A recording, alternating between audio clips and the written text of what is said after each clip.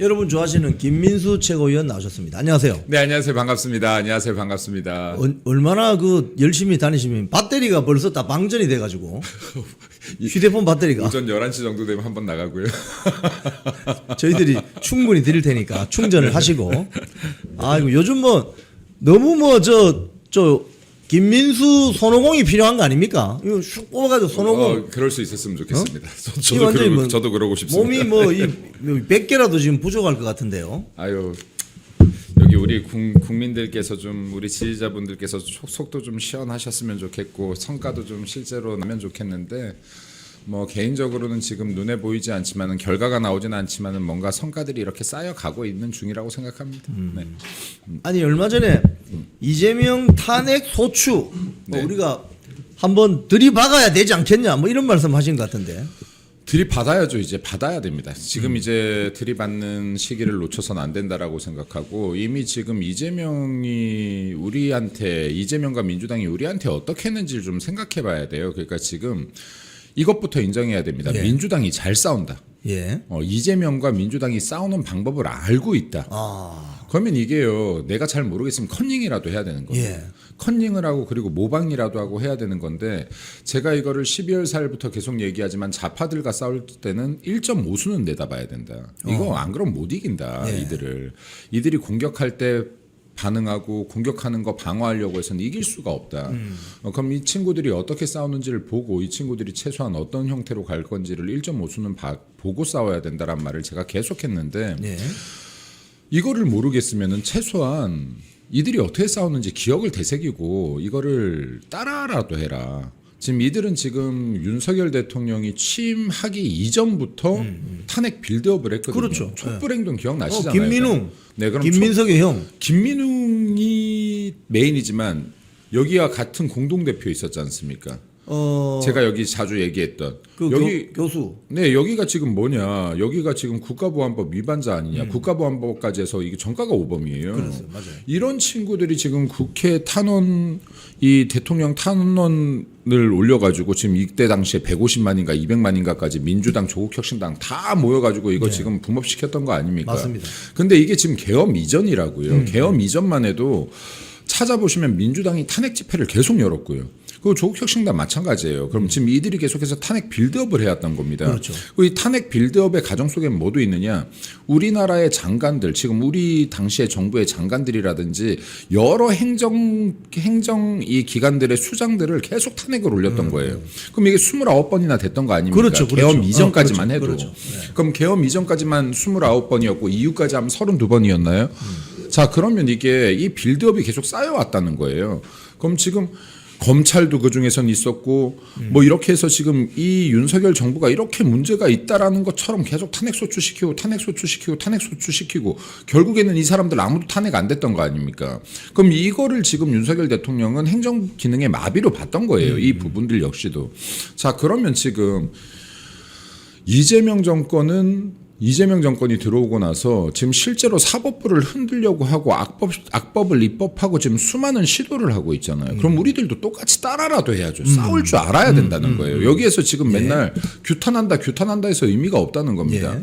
예를 들어서 우리들이 지금 이렇게 메시지 내는 건 레거시 미디어에라도 나가서 그래도 이것들이 지금 어느 정도는 여론들을 움직이고 있기 때문에 이런 것들은 지금 여론조사 지지율로 어느 정도 지금 좁혀지고 있다는 게 나오는 거잖아요. 그렇죠. 예, 맞습니다. 근데 이게 여론조사가 좁혀져서 되는 게 아니라 여기서 트리거가 한번 터져가지고 지금 뭔가를 뛰어넘을 수 있는 방향이 나와야 되는데 여기에서는 이제 우리가 이때까지 잽도 날리고 훅도 날리고 했다 그러면 이제는 카운터펀치 한 번 정도는 휘둘릴 때가 됐다라는 거예요. 그럼 당연히 지금 이재명 탄핵하면 탄핵소추 안 되겠죠. 민주당이 어떻게 이거 탄핵소추 시키겠습니까? 탄핵소추 지금 대통령 같은 경우는 300석 중에 200석이 동의해야 되는데 될 리가 없죠.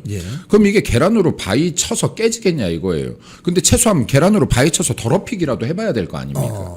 그러면 지금 이거를 제가 아직 구체적으로 얘기는 못했지만 저도 이걸 지금 당에 좀 건의를 드리려고 하는데 이재명 대통령 탄핵부터 할 것이냐 탄핵소추부터 넣을 것이냐 우리도 그럴 필요가 없어요. 예를 들면 배웠잖아요.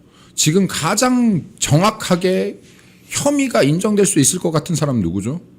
법무부 장관. 정성호. 네. 지금 자기가 각별히 신경 쓰라고 했다는 거 아닙니까? 신중하게. 신중하게 하라고 했다는 거 아닙니까? 이 발언 나왔잖아요. 관여인 거 아닙니까? 그럼 검찰총장 직무대행 노만서. 이 사람도 지금 용감하고. 자기가 했다는 거 아닙니까? 네. 그럼 이 두 사람은 지금 탄핵소추 바로 들어가야죠. 그렇죠. 자, 그럼 우리들도 이 빌드업이 되는 것이고, 그럼 이재명에 대한 것들도 탄핵소추를 지금 바로 준비하고 들어가야죠. 그럼 지금 우리가 민주당이 이때까지 어떻게 싸웠었는지 우리들이 지켜봤잖아요. 예. 자, 근데 지금 이 상황에서도 법무부 장관이나 검찰총장 대행 같은 경우를 탄핵소추를 집어넣지 않는다 그러면 우리 이거 바본 거예요. 그렇죠. 넣어야죠, 당연히. 당연히 넣어야죠. 그럼 이 끝엔 뭐가 있어야 돼요? 이재명의 탄핵이 있어야 되는 건 거예요. 그렇죠. 이거는 못하더라도, 이것도 못하더라도 시도는 해봐야 될 거 아닙니까? 안 될 거니까 가만히 있자라고 하면 우리가 할 수 있는 게 뭐 있어요? 107석분이 없는데. 자포자기. 그럼 우리가 할 수 있는 거 아무것도 없습니다. 아무것도 없는 것이고 107석으로 뭘 할 수 있는데 탄핵소추 돼? 야, 검찰총장 직무대행도 법무부 장관도 150석은 동의받아야 되는데 이게 되니? 안 돼도 해봐야죠. 안 돼도 해봐야죠. 네. 그런 취지다. 네, 그래서 이거는 당연히 공격이 들어가야 되는 것이고, 그리고 중요한 것은 우리가 이때까지도 배웠지만은 대통령에 대한 탄핵이 들어왔었을 때 그때 계엄 이전에요. 예. 그때도 탄핵 사유는 계속해서 뉴스에 공개됐었잖아요. 그렇죠.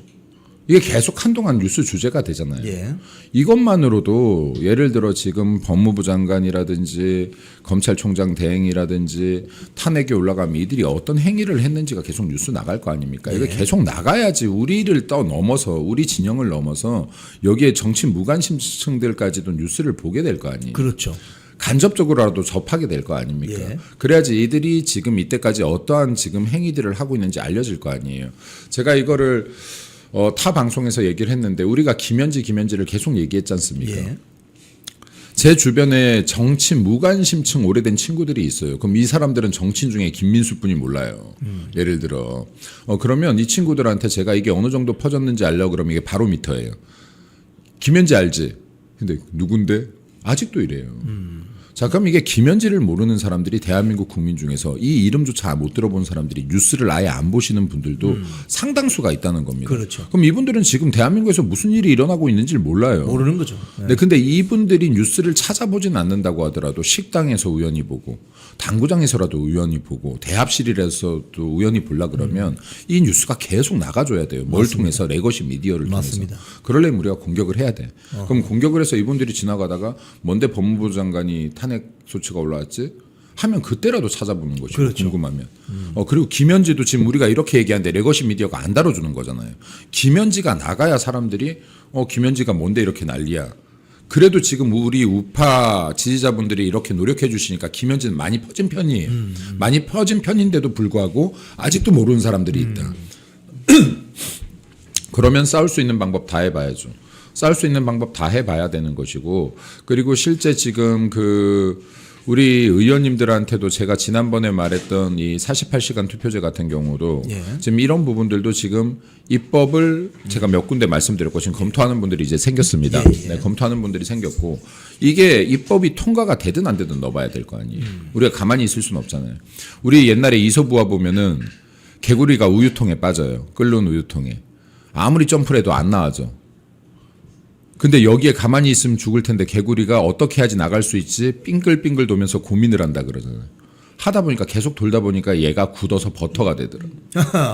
그래서 이걸 딛고 뛰쳐나왔다라는 이소부화가 있어요. 그러니까 내가 이거를 방법이 없다라고 해서 계속 가만히 있으면 이건 길이 안 열린다. 근데 우리가 지금 길이 안 열린다라고 생각하면은 밖에서 하는 장애 집회도 소용없는 것이고 우리가 하는 투쟁도 소용없는 그렇죠. 것이고 우리가 하는 지금 이런 논평도 소용이 없는 거 아니겠습니까? 여기 선배님 하는 방송도 소용없는 것이고. 근데 우리가 분명히 길이 있을 거라고 생각하고 싸우고 있는 거잖아요. 그럼 하나라도 더 해봐야죠. 더 시도해봐야죠. 계속해서 움직이다 보면 이 우유가 발 디딜 때 없던 우유가 버터가 되는 순간이 올 수 있는 것이다. 라고 생각합니다. 네. 지금 오늘 아침에 국민의힘 지도부와 여러 의원들이 대검입니까? 중앙지검입니까? 앞에 가서 기자회견을 하던데 네. 거기 보니까 장동혁 당대표, 송원석 원내대표, 나경원 의원, 또 박충권 의원도 마이크 들고 발언하는 걸 봤습니다. 지금 정성호 법무장관 이 사퇴해야 된다. 뭐 이렇게 주장을 하던데요. 사퇴도 요구하고 저는 탄핵소추도 넣어야 된다. 네. 사퇴만으로도 안 되고 사퇴하면 좋은 것이고. 예. 근데 사퇴 안 할 걸 대비해서 사퇴에 탄핵소추까지 집어넣어야 된다 이거는. 그리고 우리가 어떻게 당했습니까? 우리 처음에 이상민 행안부 장관 때부터 시작해서 탄핵 소추 줄줄이 당할 때 이거 업무 정지돼 버리는 거 아닙니까? 그렇죠. 공백이 생기는 거 아니에요. 자, 그러면 지금 국방부 장관도 마찬가지예요. 바로 넣어버려야 되는 거예요. 저희 국방부 장관 죄송합니다. 법무부 장관도 마찬가지예요. 바로 집어 넣어버려야 되는 겁니다.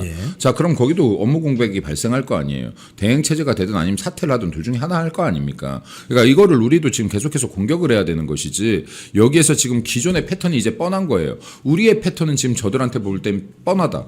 얘네들 맨날 장애 집회하고 장애 집회 여기저기서 하고 그 비판하고 지금 논평하고 그 유튜버들 싸우고 자 그럼 이 정도는 지금 이 사람들 머릿속에 이제 들어와 있는 범주인 거예요.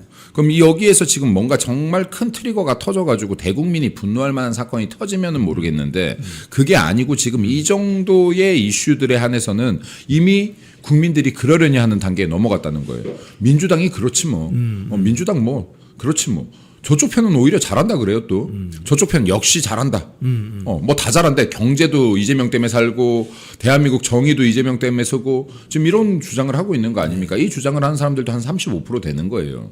자 그러면 지금 결국에는 여기 정치 무관심층을 누가 우리 편으로 끌고 오든 저쪽에서 등을 돌리게 하든 이 싸움을 해야 되는 것인데 지금 우리가 이때까지 해왔던 방식만 가지고는 이건 부족하다. 그럼 더 치고 나가야죠. 지금 그 정성호가 단독으로 이 결정을 하지 못했을 것이다. 물론 뭐 신중하게 접근하라. 우리 그 이재명의 변호인들 그래픽 한번 올려주실래요? 지금 이제 오늘 조간신문에 쭉 나오는 이야기들인데 이재명의 변호인들이 용산 대통령실이나 법무부 장관 특보로 한 5명 정도가 지금 딱 버티고 있다. 저렇게 민정수석의 봉욱, 민정비서관의 이태영, 법무비서관의 이장영, 공직기강 비서관의 전치영, 법무부 장관 보좌관 조상호. 근데 대부분 보면 쌍방울 불법 대북 송금 사건 변호인이거나 대장동 변호인이거나 공직선거법 변호인들입니다. 이 정도 되면 이거 뭐 이재명이 시킨 거라고 볼 수 있는 거 아니겠습니까? 그러니까 이제 이거를 법무부 장관 탄핵 소추를 안을 올리고 이 부분에 대해서 압박을 가하다 보면 이 연결고리를 찾는 게 지금 우리한테 숙제가 될 거 아닙니까? 예를 들어서 최상병 특검 같은 경우도 민주당이 어떻게 공격을 들어왔나 보세요. 솔직히 말해서 최상병 특검 너무나 가슴 아픈 사건이었지만 해병대. 그날 저희들이 연결식 갔을 때요. 연결식을 갔을 때 저도 갔습니다. 그 우리 당 의원들 진짜로 많이 갔어요. 그때 제 기억이 맞다면 민주당에서 1명인가 3명 왔습니다.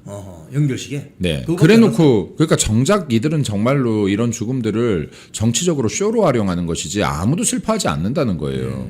그때 진짜로 우리들이 거기 가서 여기 울고 있는 부모님이나 다 만나고 있을 때 이들은 참석조차도 안 했다고요. 이거를 오로지 정치적으로 이용할 생각만 했지. 근데 이들이 지금 이 사건을 가지고 대통령한테까지 어떻게 접근하는지를 보십시오. 그럼 우리들도 이거를 모르면은 보고라도 베껴라라는 거예요. 방식이라도 컨닝이라도 해라. 컨닝이라도 해라. 근데 지금 이런 것들을 빠르게 적시에 움직이는 게 너무 중요하다. 그렇죠. 타이밍. 그러니까 이거를 지금 사실은 우리가 타이밍 놓친 것들이 몇 개가 있어요. 여기에 너무 가슴 아픈 사건들인데 지금 제 개인적인 생각으로는 이 특검도 이거 솔직히 말해서 이거 완전 살인 특검 아닙니까? 그렇죠. 지금 양평 공무원하면 극단적 선택했잖아요. 이거 하나만으로도 저는 이 사건 하나만으로도 특검 멈출 수 있었다고 봐요. 이 사건 하나만으로. 이거 하나만으로도 정말 우리 우파가 다 직결했다면 이 사건 하나로 다 직결을 해냈다라고 하면 저는 이것도 특검 세울 수 있다라고 봅니다. 근데 지금 이거 어영부영 넘어가 버리는 거 아닙니까? 이 사건. 그래서 제가 어제도 최고위 논평을 할 때 이 부분도 다시 얘기를 꺼냈는데 왜냐하면 이미 잊혀져 가고 있어요. 이미 잊혀져 가고 있어요. 저들은 저걸 죽음을 슬퍼하지도 않으면서 저런 사건이 터졌었을 때 이거를 지금 1년, 2년 막 끌고 가면서 정치적 이용을 하는데 우리들은 지금 우리 스스로가 지금 잊어버리고 있어요. 네. 그러니까 이건 진짜로 이런 부분들에 대해서는 이게 우리 보수들이 진짜 물고 늘어질 줄 모른다. 뭔가를 물고 늘어질지 모른다. 그러니까 이 하나를. 그래서 지금 이게 좀 어떻게 보면 너무 사건이 많기도 해요. 그러니까 저도 혼돈스러울 정도로 사건을 덮고 있어요. 그럼 이게 지금 좀 분화가 돼서라도 이거 하나하나씩은 끝까지 물고 들어가야 된다. 그래야지 이게 싸움이 된다.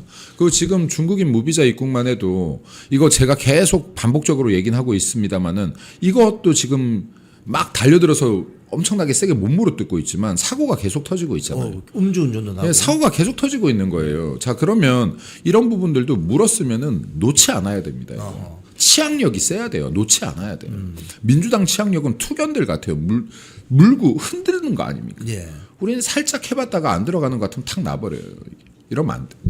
그러니까 그럼 지도부에서 사안별로 가령 뭐 양평군 공무원 극단적 선택 뭐 사건, 뭐 살인 특검 해체하라, 뭐 이런 또 사안, 또 이번에 뭐 정성호 법무장관 뭐 또 사안, 이런 사안에 대해서 지도부가 좀 역할 부여해서 투쟁을 좀 활발하게 할 수 있는 그런 좀 방안은 없습니까? 지금 이 부분들도 지금 이제 나누려고 해요. 좀 나눠보려고 합니다. 이때까지 국감이 있었잖아요. 예. 그러니까 이것도 또 잊어버리면 안 되죠. 이때까지 이 사람들이 놀고 있었던 게 아니에요. 그렇죠. 또. 우리 당의 국회의원들이 국감하느라고 정신이 없었어요. 네. 국감 끝난 지가 이제 며칠이에요. 네. 네, 그럼 지금 이제 이 국감을 하느라고 이때까지 정신이 없었다라고 하면 이 국감을 하는 중에도 분명히 빈틈이 보이는 공간이 있었을 겁니다. 아, 이게 지금 얘네 약점이구나 하는 부분들을 느낀 부분들이 분명히 있을 거예요. 그럼 이게 어떤 곳을 집중 타격해야지 효과가 클 것인지를 보고 이 부분에 대한 분명한 업무 분담이 이루어져야 된다고 봅니다. 지금 그 지난번에 동대구역에서 장애 집회 한번 하고 또 서울 그 시청 앞에서 장애 집회 한번 했는데 지도부에서는 추가 장애 집회 이런 걸 좀 거론이 됩니까? 해야죠. 해야 된다고 일단 생각하고 있고 이 부분에 대해서도 지금 좀 얘기를 하고 있는데 예. 이것도 마찬가지로 지금 국감이 들어가면서 멈췄죠. 좀 진행하면서 국감이 예. 들어가면서 멈췄는데 뭐 저는 개인적으로는 좀 투트랙으로 됐으면 좋겠다라는 생각이었는데 지금 이제 국감이 이제 마무리가 됐으니까 다시 이건 장애로 나와야 되고 이것도 지금 적기를 놓치면 안 된다. 예. 지금 오늘 물론 이제 아까처럼 이렇게 규탄사들을 발표하고 했지만 이걸 넘어서 최대한 빠른 시간 안에 이건 장애 투쟁으로 또 다시 나와야 된다라고 봅니다. 아, 네. 장애 그리고 투쟁을 지금, 네. 네. 장애 투쟁을 하게 되면 뭐 이게 이제 일회성으로 끝날 것이 아니라 좀 정기적으로 꾸준하게 하는 그런 게 좀 필요하지 않나요? 그 부분을 이제 뭐 건의하고 있어요. 그래서 예. 지금 이게 저는 개인적으로는 중요한 것이 두 가지라고 보는데요. 예. 그러니까 사실 이런 것들도 방송에서 다 말해선 안 되는 부분이라고 봐요. 왜냐하면 이게 뭘 할지 알려주는 거잖아요. 근데 제가 볼 때는 토요일마다 가장 좋은 곳이 국회 앞에서 뭔가 국민의힘의 집회가 있어야 된다.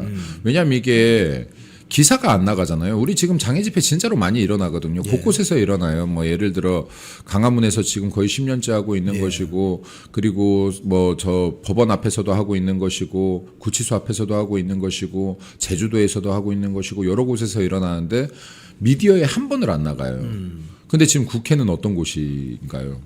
정치부 기자가 다 들어와 있는데. 그러니까요. 예, 근데 여기에 제가 볼 때 점심시간 맞춰서 하면 점심 먹으러 나오다가라도 봐야 돼요. 보게 되죠. 네, 그래서 이거는 지금 제가 볼 때는 토요일마다라도 국민들이 모일 수 있는 시간에 토요일마다라도 좀 정기적 집회가 열려야 함과 동시에 우리도 이게 마찬가지인데 좀 365일 집회 장소를 잡아둘 필요가 있다라고 봅니다. 그러니까 지금 민주당 같은 경우는 이거 지금 공격해야겠다. 예를 들어서 지금 후쿠시마 처리수를 공격해야겠어 하면 이날 저녁에 바로 모여버리는 거예요. 그럼 이게 감정이 가장 뜨거울 때 모여 있는 거예요. 자기들이 불을 일으켜 놓고. 예. 이게 진짜든 가짜든. 근데 우리는 진짜여도 야 이거 한번 해야겠다라고 해도 장소가 없는 거예요. 아하. 그럼 집회 신고를 사전에 뭐 이렇게 장기간. 제가 지금 보니까 저게 아침마다 진짜 뭐 이게 매일 아침마다 가서 이거 집회 신고를 거의 매일 잡는 분들이 있던데 이게 좌파들 같은 경우나 그리고 우파에도 일부 있어요. 우파에도 일부 있는데 근데 이것이 진짜 메인이 될 수 있는 좀 이 공간 자체를 좀 계속 확보를 해놔야 예를 들어서 지금 민주당이 뭔가를 사고 쳤을 때 이걸 즉각적인 대응이 될 텐데 이 부분이 제가 볼 때는 지금 일단 우리 당에서 안 되고 있는 것이고 누군가 이걸 전담시킬 수도 없는 것이고 아침에 가서 줄 서 있어야 되는데 예. 네 그러니까 지금 이제 이런 부분들도 좀 제가 개인적으로 지금 다른 곳들과 좀 이렇게 논의를 하고는 있습니다. 아하, 그렇군요. 지금 장동혁 대표가 지도부하고 함께 이게 지역 순회를 이렇게 쭉 하던데요.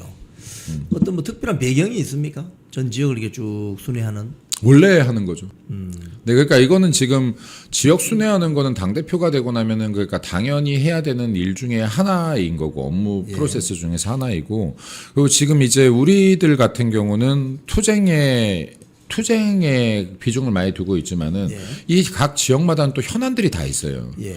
그럼 이 현안들도 분명히 투표에 영향을 미칩니다. 투쟁만 해가지고는 그렇죠. 이기지 못해요. 예, 제가 가장 투쟁을 주장하는 사람이지만은 투쟁이 혁신이고 투쟁이 살 길이다. 제가 가장 크게 주장하는 사람이지만 이것만 갖고는 이기지를 못해요. 여기에서 아까 말했던 정치 무관심층들에게도 호소를 할 수 있는 포인트들이 있어야 돼요. 그리고 지금 각 지역에 여기에 뭐 시도당 위원장이라든지 국회의원들이라든지 이런 현안들이 있다라고 해서 올라올 거 아니에요. 예. 그럼 이런 현안들이 있고 이 현안을 당에서도 관심을 갖고 있다라고 해야 이 사람들도 무기를 지는 거예요. 그럼 이 무기를 가지고 예를 들어서 이 사람들도 그 지역에서 싸움을 벌여야 되는데 그 지역에도 매주마다 무슨 행사들이 있잖아요.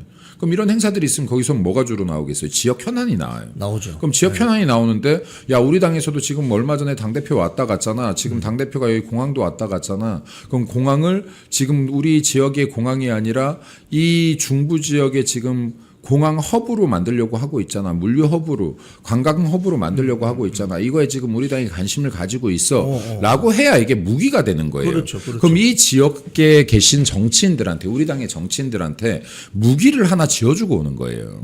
그럼 싸우라고, 그냥 싸우라고 하면서 물량 보급을 안 해줄 수가 없는 거 아닙니까? 그럼 충청도 니네들은 이걸로 싸워. 여기 지금 청주는 이걸로 싸워. 부산 가덕도 공항으로 싸워. 그럼 이 물자를 주고 무기를 지어줘야 이분들이 거기서 싸워 나갈 거 아닙니까? 그럼 민주당은 분명히 지금 저기에서 지역 정책들이 나오고 있는데, 그럼 여기에서 지역마다 우리한테 계속해서 하소연이 올라오는 거예요. 민주당 이런 거 벌써 주장하고 있는데 우리 이거 주장해도 되냐 마냐? 왜냐하면 본인들이 결정할 수 있는 게 아닌 거예요. 이거를 지금 내가 여기 이 지방선거에 나가는 후보들이 자기네들 마음대로 해서 막 결정할 수 있는 사안이 있고 공약 걸 수 없는 사안이 있잖아요. 그럼 이게 지금 중앙당 차원에서 이분들에게 무기를 쥐어주고 오는 거예요. 지금 어제 저희들이 여론조사를 좀 해봤는데 주말에 한 3주에 한 번씩 합니다. 뭐 고성국 TV, 이영풍 TV, 강용석 TV 이렇게 여론조사를 합니다. 하는데 이번에 해보니까 10, 20, 30 세대가 이재명 정권과 관련되는 부분은 굉장히 엔티 반응이 높아요.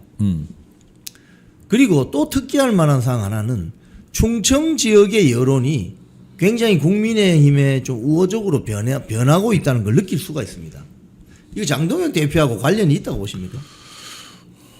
지금 충청권 지역의 민심은 장동혁 대표하고 분명히 연관이 있을 수 있죠. 왜냐하면 지금 이게 사실은 충청권이 맨날 스윙보트다 하면서도 막상 충청에 큰 관심을 갖지 않았었거든요.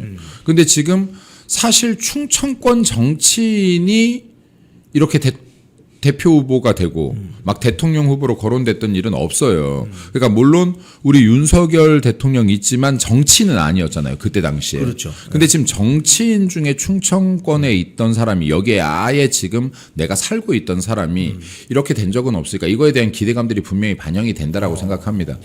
그리고 지금 사실 우리가 충청을 스윙보트다 하는 이유들도 분명히 있거든요. 이거 데이터가 있기 때문에 그런 거잖아요. 그렇죠. 그럼 충청에서 이겨야 선거에 이긴다라는 얘기들이 있는 것인데 예. 그럼 충청 민심을 잡을 수 있는 기회이기도 하다. 예. 그리고 이것들이 분명히 표로 연결되어져야 된다. 예. 그리고 또 중요한 것은 충청뿐만이 아니라 서울의 민심들도 움직이는 것이 여론조사에서 나오고 있지 않습니까? 나오고 있습니다. 그럼 실제 서울, 경기, 충청 여기 세 개가 접전지인 거잖아요. 그렇죠. 우리가 지금 이미 패배가 예상된 지역도 있지만 예. 패배가 명확히 예상된 지역에서도 지금 20, 30대들의 지지율이 올라가고 있는 거 아닙니까? 그럼 이건 분명히 긍정 신호가 잡히고 있는 것이고 서울의 지형이 바뀌고 있는 것도 긍정 신호가 잡히고 있는 것이고 여기서 만약에 충청의 마음까지 가져올 수 있다라고 하면 이건 지금 내년 지방선거 기대해 볼 만하게 되는 건 거죠. 네. 그 과정에서 가장 주목을 끄는 이슈 중에 하나가 이재명 재판 재개 아닙니까?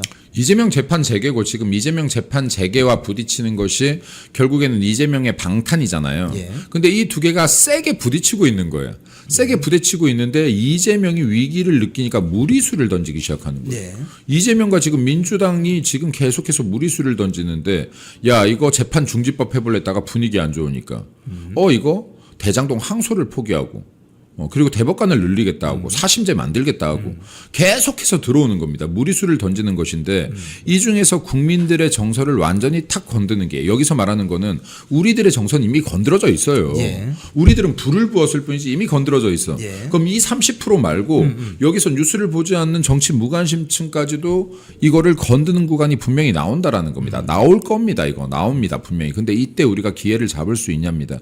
그럼 이번에도 마찬가지지만은 대장동 항소 포기 부분에 대해서 완전히는 아니어도 저는 정치 무관심층의 약간 심기를 건드렸다고 봅니다. 완전히 건들진 못했어도. 예. 근데 지금 중국 무비자 입국 같은 경우는 중도층, 정치 무관심층들의 심기를 상당히 건든 거 아닙니까? 그렇죠, 그렇죠. 그러니까 지금 맘카페들도 섰던 것이고, 그렇죠. 그 부동산 정책 같은 경우도 상당히 건든 거예요. 예, 그러니까 지금 이게 부동산 카페들도 일어선 거 아닙니까? 자, 그러면 이게 정치 뉴스는 아니었지만 아까 그 두 개를 정치 뉴스로 보긴 힘들거든요. 예. 왜냐하면 중국 무비자 입국은 정확히 얘기하면 지금 이건 사회 이슈로 봐야 돼요. 그렇죠. 사회 문제 이슈로 봐야 되는 것이고, 부동산 같은 경우는 이건 서민 정책으로 봐야 돼요. 예. 자, 그럼 정치 뉴스는 아니었다라고 하지만 이런 부분들이 대래 지금 국민들 정서를 건드렸다 이거예요. 근데 지금 이제 이때까지 어려운 말이에요, 이거 사실. 사심제. 이거 정치 뉴스 안 보시는 분들이 볼 때는 뭔 소리야? 무슨 이렇게. 소리인지 모르죠. 네. 맞아요. 예. 자, 그럼 이게 사심제가 어쩌니 대법관을 늘리네, 이게 사법개혁이네. 근데 이게 지나가다가 헤드라인만 보면 아, 사법개혁하는데 사심제를 한다는구나 이러고 지나가는 거예요. 그러니까요. 아, 사법개혁하는데 대법관 증언을 하는구나. 이러면 이게 지금 속 내용을 하나도 모르는 거예요. 그냥 뉴스를 보는 거예요. 그러면 지금 이게 대래 무비자 입국 뭐 어쩌고 저쩌고 하면 이거 저 무비자 입국은 안 되는데 더 빨리 와닿는 거예요. 뉴스를 보지 않는 정치 무관심층이. 근데 이번 건 같은 경우는 대장동은 지금 온 국민이 다 아는 거 아닙니까? 그렇죠. 좋든 싫든 어떻게 해석하고 있든 알고는 있는 거예요. 근데 검찰이 항소 포기? 이거는 분명히 무관심층들에게 어느 정도라도 영향이 먹고 들어갔을 것이라고 봅니다. 좀 이제 이런 부분들에 대해서는 강하게 공격을 해나가야죠. 훨씬 강하게 공격해야죠. 그리고 이거랑 재판 재개를 재판 속개를 연결시켜내야죠.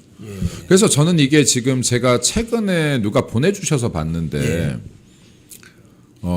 제가 그거 누군지 모르겠네요. 누가 릴스를 만들었더라고요. 예. 유튜버 크리에이터 분들이겠죠. 만들었는데 제 발언 뒤에 이재명 발언을 탁탁탁탁 매칭해 놓은 거예요. 거짓말하는 거. 아니요.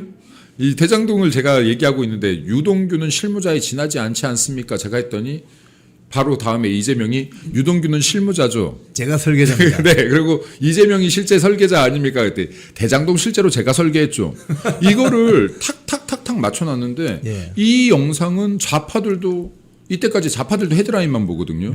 그럼 김민수가 이런 말하면 거짓말하지 마라 하는데 이건 지금 거짓말 아닌 게 그냥 딱 나오는 영상이더라고요. 저 그분 누군지 모르겠는데 박수를 보내드립니다. 그러니까 이거는 진짜로 노력이 많이 들어갔을 것 같아요. 품이 진짜 많이 들어갔을 것 같은데 이런 것들이 지금 이재명에 대한 공격으로 나가져야 된다. 왜냐하면 좌파들은요 그냥 입 닫고 무조건 이재명은 그런 말 한 적 없다. 얘네가 거짓말한다. 예를 들어 이영풍 TV를 봤어. 근데 이영풍이 막 이재명에 대해서 얘기하는데 이게 다 팩트에 근거했어. 예. 근데 야, 얘 맨날 구라치네.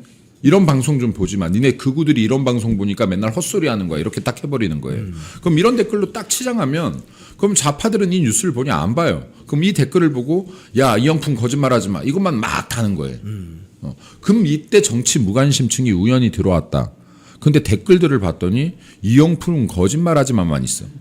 그럼 얘 거짓말하는 애구나 하고 나가버리는 거예요. 그렇죠. 그러니까 이게 지금 이런 것들이 다 여론전 싸움인데 우리가 이게 막 우리 할 말을 하는 것도 좋지만 제가 어제 그 릴스를 보고 야 이게 필요하겠다라는 생각이 많이 들더라고요. 그러니까 이거를 지금 예를 들어서 오늘 이영풍 TV에서 이영풍 우리 앵커가 주장한 게 있다. 그럼 얘들도 거짓말이라고 할 테니까 이거의 근거. 이게 품이 많이 들겠지만은 이런 노력들이 필요하겠다라는 생각도 듭니다. 지금 그 장동혁 대표 체제가 지금 이제 몇 달 지나고 있는데 그동안 이제 인선을 통해서 여기저기 이제 새로운 인물들 당직을 맡긴다든지 또 새로운 뭐 특별위원회를 뭐 가동시킨다든지 이러고 있는데 그건 뭐 연말까지 어떤 정도 수준까지 갈 것 같습니까?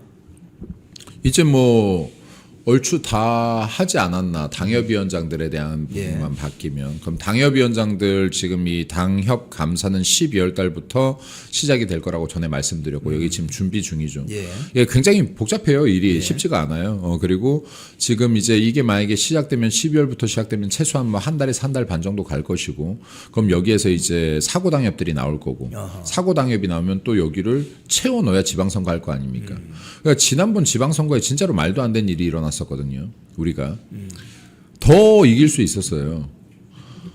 경기도 같은 경우에요.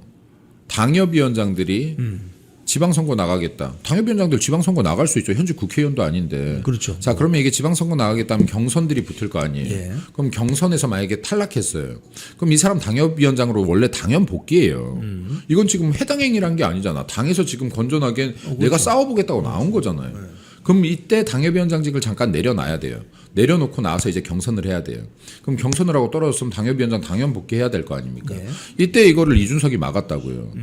이때 우리 59개 당협 중에서 19개인가가 공석이었어요. 당협위원장. 누가 선거 뜁니까? 그러니까 경기도지사 선거 같은 거 지는 거예요. 이게.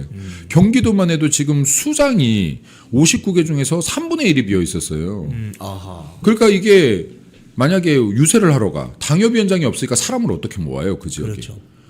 벽 보고 한 적도 있어요. 유세를. 제가 유세본부장 아니었습니까? 유세를 갔는데 사람이 한 명 안 나와 있어. 우리 응원 가면 응원팀만 나와 있어. 누구를 위해서 이걸 유세를 하는 거예요. 당협위원장이 없는 지역들은 이런 곳들이 속출을 했다. 속출을 했고 또 다 자기 당협위원장을 아끼는 사람들이 많을 거 아닙니까? 그렇죠. 꽤 많을 거 아니에요. 예. 이게 한 지역에 2, 300명 없겠습니까? 이거 없다 그러면 문제가 있죠. 많은 사람 10,000명도 넘어요. 자, 그럼 2, 300명이 우리 당협위원장을 지금 복직을 안 시켜? 야, 나 투표 안 해. 이런 사람들 나오는 거예요. 이거 한 지역구당 200명씩만 있다고 치면 그때 19개 지역이면 이거 몇 표입니까? 이것만 해도 4,000표예요. 그때 몇 표로 차이 나는지 한번 찾아보세요. 자, 그러면 이게 진짜로 승부를 가렸겠냐 안 가렸겠냐 이런 것들이 그럼 당연히 지금 이제 이런 것들 사고 당협이 발생하면 이제 여기에 또 그 수장들 적합한 사람들을 채워 넣어야겠죠. 채워 놓고 지방선거를 이끌 수 있게끔 만들어야죠. 네. 그러니까 이런 작업들이 지금 일어날 것이다. 그럼 이런 작업들이 전체적으로 2월 안에는 마무리가 되어야 이제 전투투세에 들어가겠죠. 왜냐하면 2, 3개월 전부터는 그래도 한 3개월 전부터는 여기 선대위도 꾸려져야 될 거고 이제 공약들 나와야 될 거고 그때부터는 공약 싸움 또 들어가야 될 거 아닙니까? 그럼 공약 싸움 들어가야 될 것이고 그러니까 시간이 길지가 않다. 제가 볼 때는 민주당과 이 싸우는 것들의 강도를 계속 높여서 민주당의 지지율을 떨어뜨리는 게 결국은 목표여야 됩니다. 떨어뜨려야 되는데 이 싸움이 한 1월까지가 제가 볼 때는 기한이다라고 봅니다. 1월 말 정도까지가 기한이다. 그러니까 이 강도를 계속 높여줘야 되는 것이고 또 이거를 지금 우리가 싸움만 갖고 갈 수는 없거든요. 이거 선거가 다가오면 정책도 나오고 뭐든 나오고 선거운동도 들어가야 되는 거 아닙니까? 그럼 지금 1월까지 지금 최대한 싸움의 강도를 높여서 지지율을 떨어뜨려야 그때도 말씀드렸던 것처럼 판사들이 용기라도 내고 검사들이 용기라도 낸다. 근데 이 지지율이 버텨주면은 쉽게 용기를 내지 못한다. 그러니까 이 지지율을 무너뜨리는 게 먼저다. 근데 지금 그래도 국민 여러분들께서 잘 싸워주셔서 그래도 생각보다 저는 많이 무너뜨리고 있다고 봅니다. 네. 왜냐하면 지금 이게 이재명 정권의 지지율이요. 이 기간 대비해서 굉장히 낮은 편이에요. 네. 이렇게 낮았던 경우가 없어요. 민주당 초기 지지율이. 문재인 같은 경우 이 시기에 80% 넘었었고요. 그렇지 않습니까? 네. 노무현도 마찬가지고요. 그리고 여기에 지금 이재명처럼 이렇게까지 붕괴된 경우들은 많지 않은데 실제로 붕괴됐기 때문에 두려우니까 무리수를 두는 겁니다. 네, 근데 여기에는 분명히 우리 지지자분들, 예국 시민분들의 노력이 같이 있다. 그리고 여기 지금 이영풍 우리 앵커님 같은 분들의 노력들이 같이 숨어 있다라고 생각합니다. 예, 오늘 우리 김민수 최고위원님 바쁘신데 모시고 오늘 이야기 쭉 들어보고 있습니다. 우리 마지막으로 이제 곧 국감도 이제 끝이 났고. 이제 본격적으로 지방선거전 모드로 들어가는데 우리 또 그 과정에 이제 대장동 항소 포기 사태라는 또 돌발 변수도 발생했고 등등 국민의힘이 뭐 장애 집회도 뭐 예상할 수 있을 것 같고 또 자세하게 말씀은 못하지만은 또 이런저런 투쟁 전술 전략들이 준비되고 있는 것 같은데 우리 국민들께 마지막으로 한 말씀 좀 부탁드리겠습니다. 하나로 힘이 모아지면 됩니다. 네, 그래서 지금 옛날에는 이런 말이 있었거든요. 보수는 부패로 망하고 네, 좌파는 분열로 망한다라고 했는데 지금 진짜 온갖 부패는 좌파들이 저지르고 있고 거꾸로 그리고 이 보수 내부를 보면은 너무 분열되어 있다라는 생각이 듭니다. 네 그리고 이 분열을 책동하는 자들이 또 있다라고 봐요. 예. 그러니까 이게 진짜로 이 우파 곳곳에 분열을 책동하는 사람들이 들어와 있다라고도 생각되어집니다. 근데 이게 국민들께서 한 길을 바라봐 주시면 좋겠다라는 생각이 들고 그리고 계속해서 말씀드리지만 국민의 힘이 중심이 돼야 됩니다. 네, 싸움의 중심이 국민의힘이 안 될 수가 없어요. 국민의힘이 싸움의 중심이 되지 않으면 신문에 어디 한 줄도 나가지 못하는 싸움이 됩니다. 이길 수가 없습니다. 그래도 지금 국민의힘이 기존보다는 여기에 계신 국민 여러분들의 동료로 인해서 전투력이 많이 올라간 상태 아니겠습니까? 그래도 한참 더 올라가야 되지만 그래도 옛날과는 형태가 바뀌었다. 그렇기 때문에 지금 이 지지율의 차이도 좁혀나갈 수 있는 것이고 여기에서 더 많이 응원해 주시고 힘을 모아주시면은 분명히 길을 만들 수 있다라고 생각합니다. 우리가 이렇게 열심히 뛰는데 길 안 만들어지면 되겠습니까? 길 만들어야죠. 길 만들어 볼 수 있다. 믿고 같이 한번 만들어 보시면 좋겠습니다. 네. 오늘 김민수 최고위원님 출연해 주셔서 감사합니다. 감사합니다. 항상 감사합니다. 건강 챙기십시오. 고맙습니다. 네, 시청자 여러분 안녕하십니까. 저희들 오늘 국회 본청 앞에 계단 앞에 나와 있습니다. 11시쯤부터 국민의힘이 규탄대회를 열립니다. 여기서 검찰의 대장동 사건 재판 항소 포기 규탄대회가 열리는 장소입니다. 오늘 그래서 방송을 한 1시간 정도 규탄대회 직전까지 라이브 방송을 해드리고 규탄대회는 또 같이 이어서 방송을 해드리도록 하겠습니다. 오늘 이 자리에 최진영 변호사님 오셨습니다. 안녕하세요. 수요일의 남자 최진영입니다. 충성. 오늘 마침 그 최진영 변호사님이 출연하시는 날인데 야 이거 딱 잘 됐다. 아주 법률 전문가시니까 이 항소 포기가 어떤 의미가 있는 것인지 또 이게 뭐 문제가 뭔지 이런 걸 잘근잘근 제가 씹어서 여러분들에게 보여드리도록 하겠습니다. 준비되셨습니까? 네. 항소 포기란 게 뭐예요, 근데? 항소 포기요? 재벌 탄생시켜준 거죠. 범죄자 재벌. 한마디로 그런 거죠. 사실 항소 포기란 것은 1심에서 형이 선고되거나 하면은 예. 그에 대해서 패소한 사람은 불복해서 예. 2심에서 사안을 좀 더 진실되게 바르게 하게 위한 그런 절차 아니겠습니까? 다투어 본다 이거죠. 예. 그런데 민사하고 형사 사건이 절차에서 큰 차이가 있습니다. 왜 큰 이렇게 차이가 논란이 되느냐? 예. 민사 사건 같은 경우에는 예. 예를 들어서 원고가 소를 제기했는데 패소했다. 패소했다. 근데 일부만 패소하고 일부는 이겼다. 그럼 패소한 부분에 대해서 항소를 하거든요. 예. 근데 본인이 이제 패소했던 걸 항소하고 본인이 이겼던 부분에 대해서는 항소 안 하고 있는 뭐 그렇게 하는데 상대방이 항소를 안 했다가 이거 봤더니만 이거 우리도 항소해야 되네 이러면은 상대방의 항소에 대해서 그 항소에 붙여가지고 항소 기간이 지난 이후에라도 부대 항소란 걸 할 수 있습니다. 부대 항소. 그런데 뭐 군부대가 아니고 네. 그에 붙여가지고 항소를 하는 부대 것인데 항소. 형사는 그게 안 돼.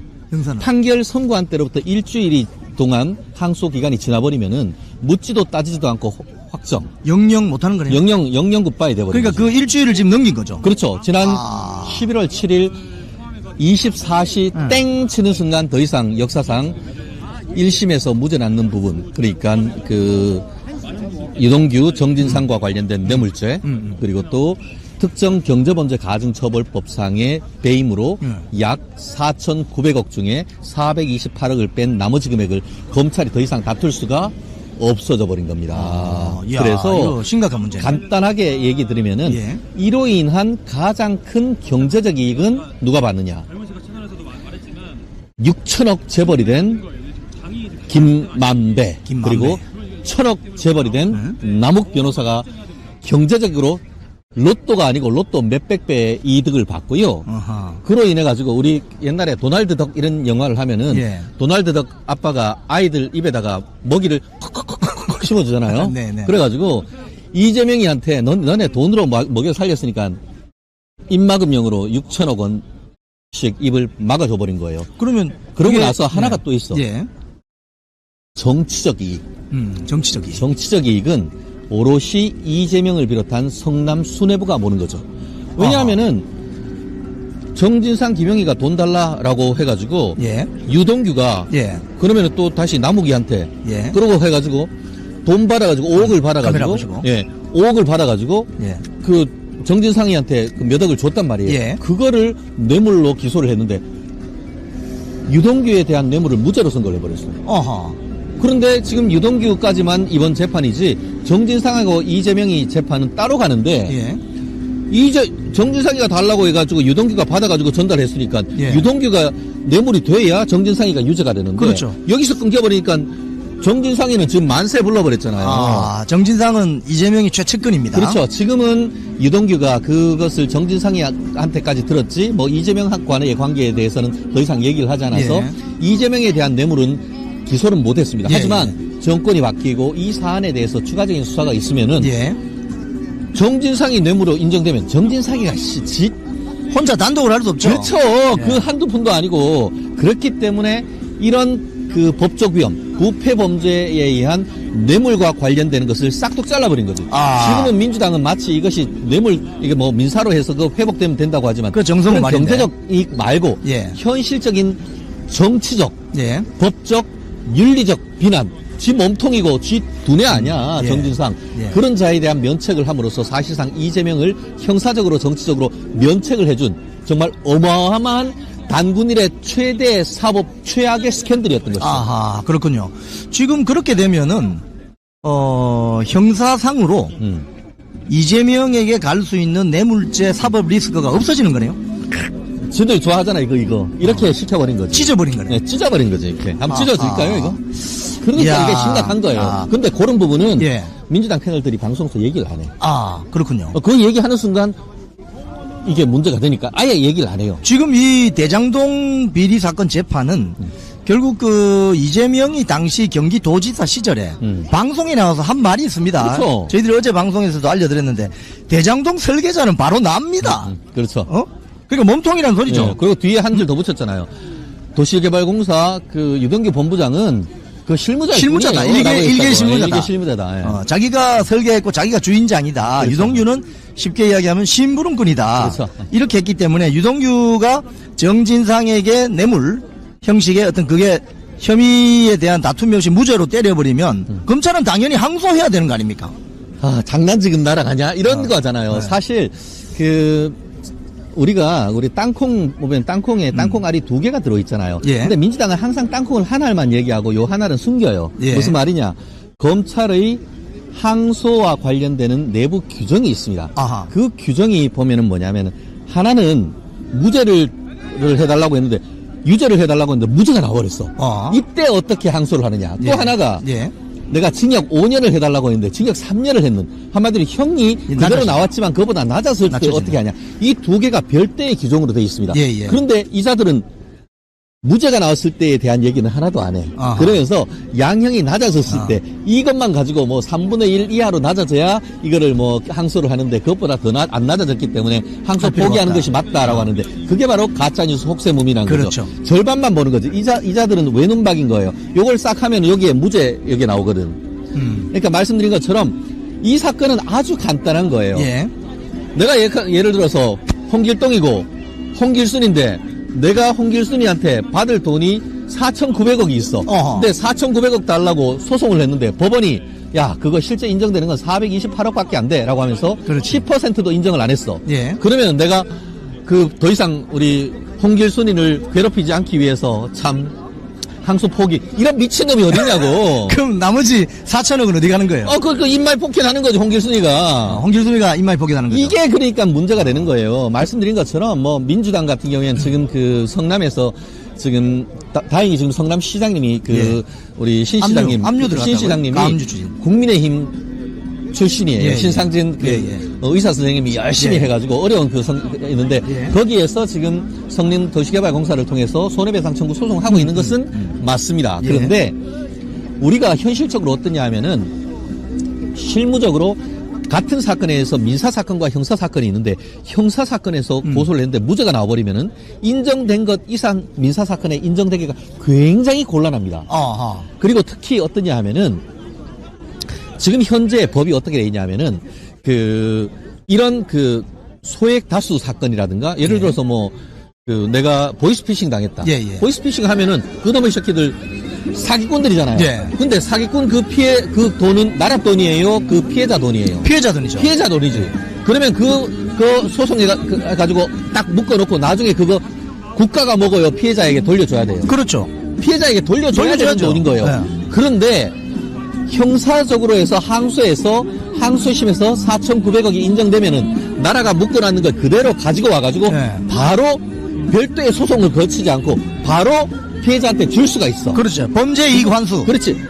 근데 이건 어떠냐면 범죄 이익이 부패 범죄가 아니고 이거는 범죄 피해자의 금액을 나라가 대신해서 범죄자로부터 쫙 뺏어가지고 예. 피해자한테 주는 거예요. 예. 그런데 그거는 별도의 민사소송이 필요 없어. 그런데 2천억 소송을 하려고 하면 인지대가 수억이 되는 거예요. 아. 그리고 그거에 변호사비는 얼마며 그로 인해 가지고 성공보수는 얼마 줘야 되며 앞으로 무죄가 났는 사건에 대해서 그 민사법원에서 그걸 또 손해배상으로 인정해 줄지 이런 넘어야 할 사람들이 한두 개가 아닌데 그거를 지들이 찾아가지고 공익으로 환수해야 될 거를 그냥 포기하면 그게 뭐냐?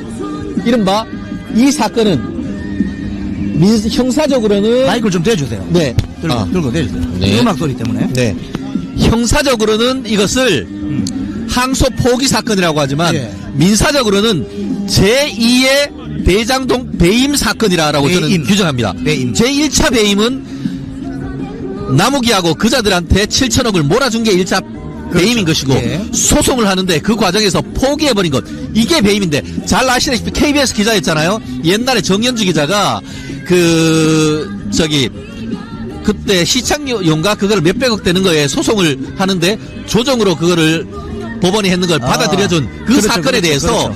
법원의 조정을 그 당시 그 좌파인 정연주가 받아들인 거를 검찰이 배임죄로 고소했는 사건이 그렇죠. 있습니다. 그 기소를. 사건 알죠. 물론 최종적으로 그 사건이 무죄가 됐습니다만 그만큼 법원에서부터 했는 화해 공고 결정을 민사적인 거를 받아들인 것도 검찰은 그거 배임이라고 기소를 할 사안인데 네. 이게 형사적으로 부패 범죄로 해가지고 나라를 뒤흔들 사건에 대해서 일부 무죄가 나온 거에 대해서 포기한다? 이자들은 이거는 뭐 이재명을 위해 가지고 이게 도대체 뭐 하는 겁니까 이게? 여기서 배임이라는 것은 2차 배임인 겁니다 이게. 임무를 배반한다. 뭐 이런 거죠. 본인들의 임무라는 것은 공공개발 이익이 발생하면 예. 그 공공개발 이익을 예를 들자면 그 원주민들이나 성남시로 그렇죠. 돌려야 함에도 불구하고 그걸 민간업자들에게 수천억의 개발 이익을 그냥 할 수 있도록 화천대유 등등 그죠? 그렇죠. 그렇게 한 거 아닙니까? 그게 그 1심 판결문에 이렇게 나와 있습니다. 예. 배임죄 요건이 그 타인의 사물을 처리하는 자가 그 임무에 위반해서 그렇죠. 자기 또는 제3자에게 이익을 주고 그 본인한테는 피해를 입히는 겁니다. 예, 그 중에 임무에 위반해서 되는 것인데요. 그 부분이 정확하게 지금 그 1심 판결문에 나왔습니다. 뭐냐 하면은 이런 개발 사업을 하면은 공공의 이익에 봉사하기 위해서 예. 최대한 공공이익을 환수하는 그런 계획을 짤 임무가 있음에도 불구하고 그렇죠. 그 공모 지침서를 만들고 이게 가장 싼 걸로 해서 토지를 수용한 다음에 예. 이게 그 분양가 상한제를 벗어나서 최대한 또 분양가를 높여서 엄청난 이익을 벌린 거죠.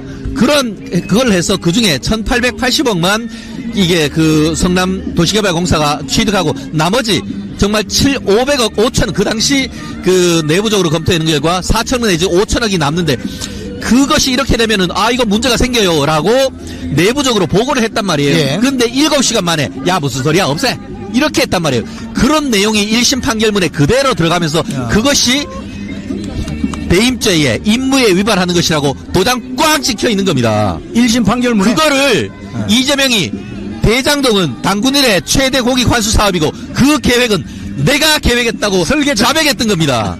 그러니까 여러분 이게 뭐 복잡한 것 같지만 굉장히 심플해요. 대장동에 있는 원주민들을 내보내기 위해서 성남도시개발공사가 나서고 성남도시개발공사가 처음에 설립될 때도 말이 많았잖아요. 그러면 안 됐죠. 그런데 그거를 이제 나무기하고 그 김만배가 술 먹고 막 하고 해가지고 공모지침서 해가지고 그렇게 만들어 갔던 거 아닙니까? 그렇죠. 네. 자, 근데 이번에 이 항소 포기 결정 과정을 보면은 검찰총장 권한대행인의 노만석이 오늘 아침 조간신문들을 보면은 이진수 법무차관이 자기에게 세 가지 정도 안을 던지면서 사실상 항소 포기를 유도를 했다. 그건데 정성호 법무장관은 뭐 신중하게 해라. 뭐 신중하게 하라는 게 하지 마라 이 소리 아니에요? 제가 예언 하나 할게요. 예. 노만석이 이재명 잡는다. 노만석이 이재명 잡는다. 노만석의 천기누설. 어제 그랬잖아요. 용산 이야기 했잖아요. 예. 용산과 법무부의 의견을 고려해서 이와 같은 결정을 했다라고 했죠. 그런데 지금까지는 법무부만 문제가 됐는데 거기에 노만석이가 용산을 끌어왔어. 용산은 누구일까? 용산. 대장동 그분은 누구일까? 용산이란 것이 과연 단순히 봉욱 민정수석만을 의미하는가? 아니면 그 밑에 있는 이태영 변호사 등 그러니까 그 법무비서관 등 이재명 대장동 변호사들을 얘기를 하는 것인지에 대해서는 좀 두고 봐야 되는데요. 우리 스튜디오에서 이재명 변호인 그래픽을 좀 올려주세요. 봉욱 민정수석, 네네. 이태영 민정비서관, 네네. 이장영 법무비서관, 네. 전치영 공직기강 비서관, 네. 그리고 한 명 더. 조상호 장관 특보. 예. 조상호. 여기 조상호 같은 경우에는 저도 방송도 같이 많이 했고요. 예. 지금 이재명 대장동 변호사들이었잖아요. 예. 그런데 대장동 변호사들이 자기가 수임해서 진행 사건들을 공직에 취임한 다음 그에 대해서 문제가 되면은 그것을 취급하는 순간 이해충돌방지법에 저촉돼서 처벌돼야 된다고 봅니다. 제가 YTN에서 어제 처음으로 그 문제를 제기했고 당에서도 그 부분에 대한 법률적인 검토에 들어간 것으로 알고 있습니다. 그렇기 때문에 이자들이 지금 나와서 이재명과 관련되는 형사사건을 보고받고 그에 대해서 검찰로 변호사들이 검사들이 공격하고 있는 것을 다 받고 그에 대응한다는 게 말이 돼요? 그러니까. 그게 바로 재척 깊이 회피돼야 된다는 이해충돌방지법에 바로 저촉되는 거예요. 이 5명의 이재명 변호인들은 이번 그 항소 포기 과정에서 이 결정이 내려지는 과정, 그 다음에 결정을 내리는 그 어떤 결단의 순간 다 보고받지 않았을까요? 보고만 받았겠어요? 피드백이 있었을 가능성이 높죠. 그렇기 신중하게. 때문에 실질적으로 지금 여러 언론에 보면은 뭐 민정수석실과 통화를 했다는 등 이런 지금 언론 보도가 아직 완전히 확인되지 않은 상태지만 나오고 있습니다. 그렇기 때문에 단순히 이 사건은 뭐라고 하죠? 정성호가 완전 거짓말장이에요. 왜냐? 처음에 뭐라고 했어요? 모르니까. 너 이거 어떻게 된 거냐고. 그래서 연구같이 모른다. 나는 모른다고 했잖아요. 모른다고 했죠. 아는 바 없다고 했어요. 그런데 그 다음날 도스태핑 그러니까 출근길에서 뭐라고 했습니까? 미주알 고주알 얘기했죠. 내가 다 한 건 아니고 신중히 검토하라. 신중하게. 아니 도장 찍어달라고 해가지고 갔는데 신중히 거부하라. 너라고 있는 거잖아. 그러니까 그건 뭐예요? 그래 놓고는 지는 또 얘기도 안 했대. 전화도 안 했대. 그런데 뭐냐? 노만석이가 뭐라고 했어? 법무부 차관 이진수가 와가지고 야 그거 안 돼. 안 돼. 권혜여처럼 안 돼. 라고 하면서 옵션을 줬대. 옵션 줬는 거 자체가 세 가지 줬는데 그게 결론적으로 다 안 돼. 이렇게 하는 거잖아요. 이게 그러니까 그런 국법상 소송 사실상 소송 지휘잖아요. 그것은 서면에 의하도록 문재인이가 다 만들었어. 이 신청권. 오늘 보면은 오늘 조간신문 보도 이런 게 있습니다. 이진수가 뭐라고 했냐면은 11월 17일 오후 한 8시쯤에 11월 7일. 그 이진수가 장관의 수사 지휘권을 발동할 수 있다. 할 수도 있다. 그렇지. 그러면서 노만석이를 쉽게 이야기하면은 공군 깐 거지. 공갑분 거. 근데 수사 지휘권 발동한다. 이게 어떤 의미가 있습니까? 아시다시피 지금 검찰청법에 따르면은 검사의 외압을 방지하기 위해서 법무장관은 검찰총장한테 대해서만 구체적 사건에 대해서 소송 지휘를 할 수가 있습니다. 그렇게 그러고 그 수사 지휘를 할 때는 문서로 해야 됩니다. 문서로. 그리고 그럼 책임 소재를 명확하게 위해서. 그런데 현실적으로 그걸 하면은 지금까지 우리나라 역사상 수사 지휘권을 했던 거는 78년 역사상 거의 없었습니다. 기권했던 것이 추미애가 몇 번 했던 것이지 문재인 정권 때 몇 번 있었지. 그렇게 되면 검찰은 그 수사 지휘를 받고 거부한 다음에 검찰총장은 다 옷을 벗었습니다. 그런데 이거 그렇게 하니까 문제될 것 같으니까 실질적인 수사 지휘를 하면서도 나 그런 거 안 했다고 해서 지금 검찰총장 직무대행을 해놓고 허수아비 만들어놓고 법무장관이 검찰총장 역할을 하고 있느냐라는 비판이 거기에서 나오는 거예요. 오늘 조선일보 사설에도 방금 말씀하신 이 내용이 사설로 나옵니다. 이러려고 검찰총장 안 뽑고 4개월 동안 공석으로 뒀나. 그거 제일 먼저 문제 제기했던 겁니다. 그래서 사실상 법무장관 정성호가 검찰총장 역할을 하는 것이냐. 뭐 이런 비판이죠. 그렇죠. 지금 그 스튜디오도 그것도 한번 올려주세요. 이 결정 과정 라인에 5인방이라고 지금 거론이 되는 사람이 있습니다. 정성호 법무장관, 이진수 법무차관, 노만석 검찰총장 대행, 정진우 중앙지검장 사임서 내고 도망가 버렸어요. 박철욱 부패수사부장, 이 5명 그래픽도 한번 올려주십시오. 이 사람들은 왜 문제가 거론되는 거죠? 이자들은 잠재적 서울구치소 대학 예비 입감 명단이다라고 저는 생각을 하는데요. 예. 잘 보입니다. 야, 면면을 잘 봐보십시오. 예. 1번부터 5번 타자까지 줄줄이 슛골인될 가능성이 있는 명단입니다. 지금 법무장관 정성호 같은 경우는 이재명하고 38년 직이랍니다. 네, 아다시피 연수원 18기. 사무연수원 18기 동기인 것이고요. 이른바 6인회라고 해서 사무연수원 사실 그 중앙대를 나와서 그 당시만 해도 서울대판이었는데 예. 이렇게 같이 이렇게 놀아줬다는 거 아닙니까? 그러면서 좌장 역할을 했다라고 하는데 법무장관으로 간 거 아닙니까? 쉽게 말하면 법무비서죠, 법무비서. 법무비서. 예, 그러는데 말씀드린 것처럼 서면에 의하지 않고 찍어 누르기식으로 해서 검찰의 정당한 공소유지권한을 방해한 겁니다. 그게 네. 뭐죠? 직권남용 권리행사 방해죄. 방해. 민주당의 전가의 보도. 아하. 근데 그것이 부메랑이 돼서 정성호, 그리고 이진수, 정진우, 노만석, 박철희의 뒤통수를 빡 칠 것이라고 생각합니다. 지금 쭉 라인이 다 거기에서 저 5인방. 예. 저 중앙지검장 정진우는 예. 슬그머니 사임서 내고 사라져버리는데 저건 뭐예요 도대체? 무서운 게지. 근데 비겁한 거야. 무슨 말이냐. 선 항소장 접수 후 사퇴를 하면 돼. 그렇지. 왜냐. 네. 검사 같은 경우에는 이른바 일반 공무원과 달리 독임제 행정관청이에요. 예. 각각이 결정할 수 있는 권한을 가졌어요. 그렇죠. 그래서 제가 그러지 않습니까? 이문정이보다 못한 인간들. 이문정이는 옛날에 무슨 목상가인데 대해서 무죄 구형을 하면서 법정 문 잠궈버리면서 지가 했는데 징계당했습니까? 오히려 검사장으로 승진해 버렸잖아. 예, 그래픽 내려주세요. 그거에 대해서 진짜 아무도 그냥 언제 할 것이다 얘기만 그냥 드립다 하고 실제로 도장 찍어가지고 접수할 용기는 하나도 없던 이런 이게 서울법대 방금- 자식들 내가 정말 이자들을 진짜 검사라고 믿고 있으니까 제가 내가 이자들의 진짜 공소권을 우리- 지켜주려고 그렇게 싸웠습니까? 우리 최진영 변호사님 말씀 들어보니까 지금 이문정 동부지검장 검사장 승진했잖아요. 이 정권 들어와서. 아니 이문정 검사장보다 훨씬 못한 사람들이에요. 보니까. 훨씬 못해도 발가락 떼도 못 따라가는 거죠. 그러니까 이문정이가 그러잖아. 비웃고 있잖아, 비웃고. 이거 해놓고는 이번에 그 대검 차장 물러나라라는 성명에 딱 2명 빠졌잖아. 지검장 중에. 이문정이하고 이문정, 남부지검장. 김태훈. 네. 예. 그런데 그 중에 뭐라고 했어? 이문정이가 페이스북에 글을 올려가지고. 예. 그 도장 찍어가지고 내면 되는데 안 한 게 밑에 안타깝다. 비꼬는 거잖아. 비꼬는 거 지금. 예. 참. 자, 아. 이 장동혁 대표가 예. 이번 사안에 대해서 국정조사와 특검을 통해서 이재명 정권 탄핵해야 된다 이렇게 발언했거든요. 이건 예. 어떤 의미가 있습니까? 말씀드렸듯이 이 정도의 검찰권을 사유화했다라고 한다고 하면은 그게 바로 국정농단이 아닌가. 국정농단 하면은 결론은 뭐다? 탄핵이죠. 탄핵.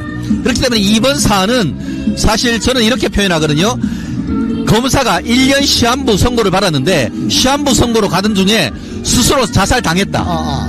자살당한 거죠. 사실 선량한 검사들은 자살할 이유가 없어. 예. 그런데 윗대가리들이 스스로 자살을 한 것인지 자살을 당한 것인지. 아니 후배 검사들 보기 좀 창피하지 않을까요? 그러니까요. 그래서 저는 이번 이자들을 뭐라고 하느냐. 반군일의 최악의 정치 검사라라고 지금 평가를 하지 않습니까?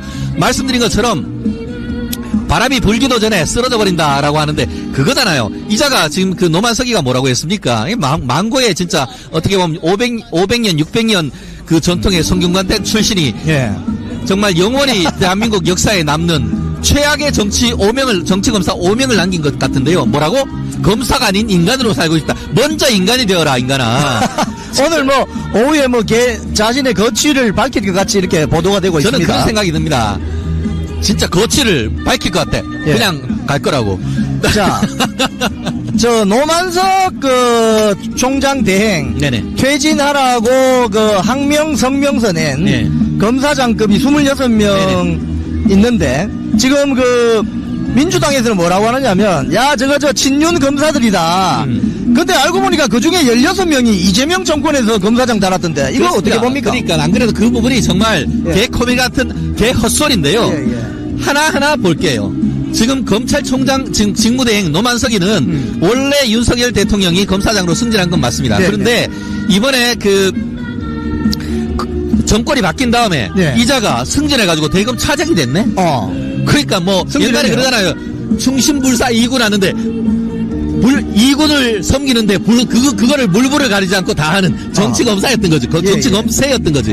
나아가 조금 전에 얘기하는 그저 검찰 내 지금 고위직들 지금 대부분의 검사장은 이재명이가 도장 찍어가지고 임명장 준 자들이야. 그렇죠. 16명이니까. 네, 그러니까. 그리고 잘 생각해봐. 지금 썩은 동아줄도 아니고 떨어져가지고 지금 깜빵 가 있는 대통령한테 충선을 하겠어요. 지금 시퍼렇게 살아가지고 지지율 50% 중반을 넘어가는 그 자들한테 충성을 하겠어요. 그런 점에서 지도부에 대한 것도 개뻥이고, 그 다음, 이번에 실질적으로 대장동 사건에서 공소 유지를 했던 검사들이 누구냐? 예.